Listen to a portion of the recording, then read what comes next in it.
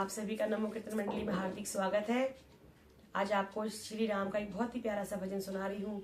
एक केवट और श्री राम जी का संवाद है।